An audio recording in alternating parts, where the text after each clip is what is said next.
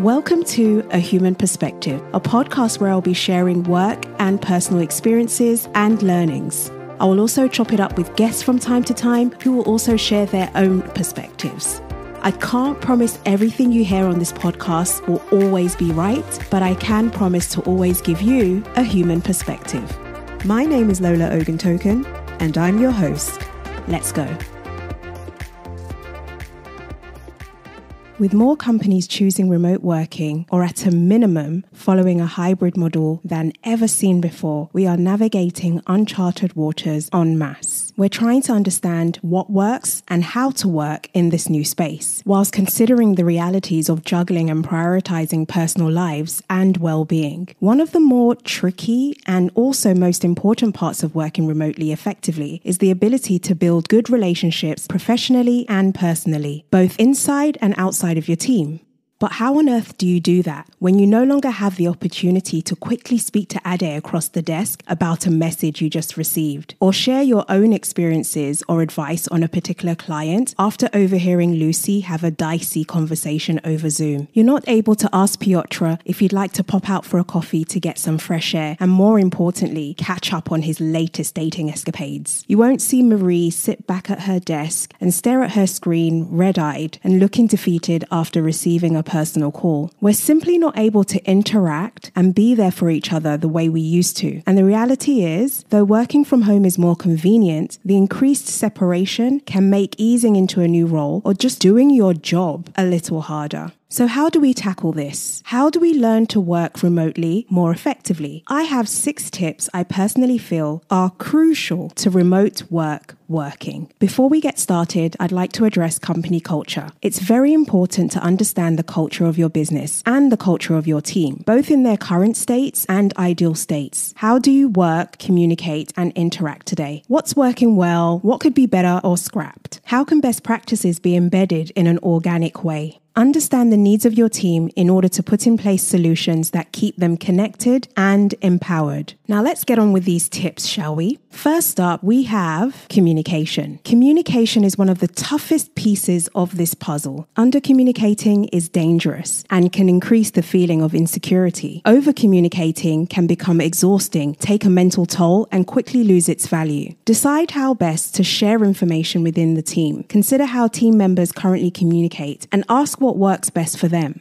Communication goes 2 ways. Managers should continuously remind the team they are there to support them and should not hesitate to reach out if they get stuck. Obviously, you don't want the person to become reliant on you, but they should be able to approach you for anything. Don't assume they already know that. Tell them again, and tell them again. You have to continuously remind your team and create opportunities that make this easy to happen. This could be daily digital coffee catch-ups or bi-weekly walking one-to-ones, where the focus is the person rather than their role. Regardless of your role, you should be proactively reaching out to your team members to check in. Don't make a habit of only doing so when something is wrong or when you need something. This will likely create more anxiety for the team member because they will always link your initiation of communication as a work task and an expectation of them. This style of communication dismisses the human need to be recognized as more than a worker.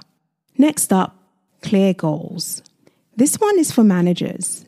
In order for people to manage their time in a productive way, independently and effectively, they need to be told what is expected of them. These expectations need to be tangible goals, where output is cleared and can be measured, and there is a deadline. Encourage the team member to share their opinion of the goals. Are the goals achievable in the time period suggested?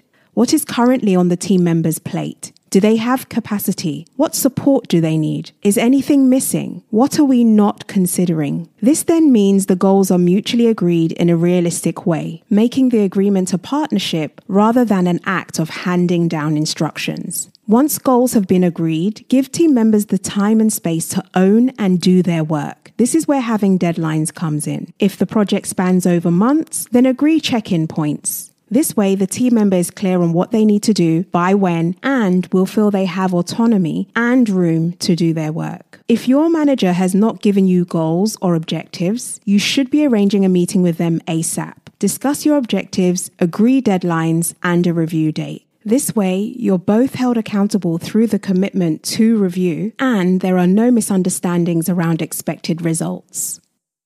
Meetings. The topic of meetings naturally flows on from the topic of communication. Increasing meetings does not increase the effectiveness of communication. Ensure meetings have a real purpose, where action is required in preparation for the meeting. There are clear owners and next steps are always agreed after the meeting and followed up. Try to have regular points in time when you have your meetings. If the majority of your meetings are ad hoc, this is chaotic for everyone. Bring some order by bringing in some predictability, clarifying purpose, and setting expectations. Do not overload your team with meetings. Do not use meetings to micromanage, especially experienced professionals. When you have communicated clearly what is expected, as mentioned previously, give them space and time to get shit done. Don't follow up with a meeting the same day or the next day unless they request it. Your colleagues are adults. Treat them as such. Lastly, continuously ask yourself the validity of your meetings, particularly the ones that take up the time of your team members on a regular basis. Here are some questions you can potentially ask. Does this topic require a meeting? If so, why? Could this information be shared in a more effective way? Are we having this meeting to compensate for something that is lacking? A system, a process, a person, a company value, an aspect of company culture? Now, you may start off genuinely needing a meeting, and as time goes on, the need for the meeting dissipates. There's nothing wrong with scrapping these meetings entirely. People will be grateful for it. Waste time connecting. Because many of us are working from home the majority of the time, if not all, we are missing the critical little moments and opportunities to connect and build real bonds with people. Try to start meetings on a personal note. This can be a little awkward at first. I'm very awkward deep down, by the way. I'm quite a private person, so this can be very difficult for me too. But just try. With practice, it'll become easier. It's also comforting to know the person on the other side also wants to find a way to connect with you. When new starters join, make the point to reach out and say hello to welcome them. If someone says something interesting or you agree, drop them a message. When you get the opportunity to meet, make the effort to speak to people you normally wouldn't interact with on a day-to-day basis. Find out what they do, what attracted them to the company, what they like to do in their personal time. These kind of conversations really go a long way. Number 5, meet up. In this time of remote working, on-site interactions are undervalued. I have personally seen that the decrease in on-site interaction correlates with a decrease in connection, and I truly believe connection is key to individuals working well together and being able to work through inevitable challenging times or conversations. I don't believe this means we need to be in the office every day. Living a fulfilled life outside of work brings a much-needed balance to how we have previously approached work. When the balance is right, the results are phenomenal. We should see physical meetups as a part of this game of balance, as well as a way to increase and deepen connection. So where possible, meet up. This doesn't need to be in an office space. You can meet up at a coffee shop, for lunch, in the pub, on a walk. It really doesn't matter. The more we have these interactions and opportunity to have quality conversations, the more we understand each other and can better cope with those inevitable bad days. Number 6, have a heart. Regardless of whether you're interacting with people inside or outside your team, remember our personal lives are much closer to work lives than we've ever seen before. For many, being able to work from home has been a blessing, enabling people to better balance their time. Others' eyes have opened to the fact that they are more than their job.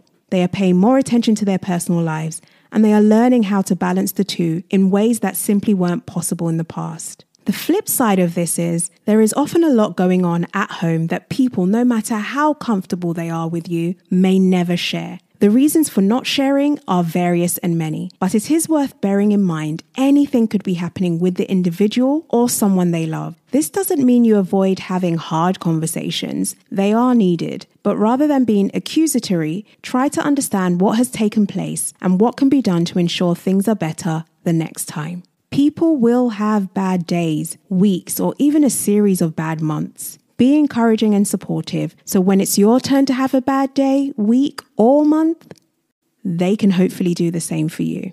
Thank you for taking the time to listen to this episode of A Human Perspective. I'll see you in the next.